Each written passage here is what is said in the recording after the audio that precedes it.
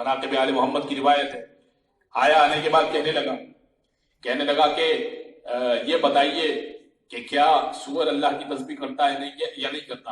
اب عزیزان گرامی بعض لوگوں کے ذہن میں یہ سوال اٹھتا ہے اور بہت سارے لوگوں نے مجھ سے کہا بھی اس طرح کی باتیں متعدد مقامات پر. اس میں آپ کی خدمت پیش کر رہا ہوں کہ آپ ممبر پہ اس طرح کے نام لیتے ہیں, زبان ناپاک ہو جاتی ہے, 40 دن تک دعا قبول نہیں ہوتی. عزیزان گرامی کسی جانور کا نام لینے سے زبان ناپاک نہیں ہوتی.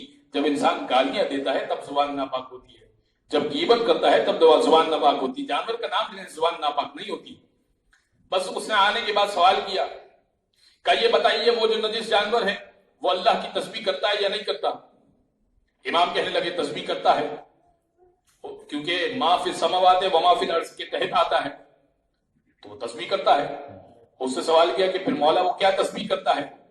کہ وہ صبح و شام یہی تسبیح کرتا ہے, پالنے والے تیرا شکر ہے, تو نے مجھے نجس العین بنا دیا مگر علی سے بغض رکھنے والا نہیں بنایا.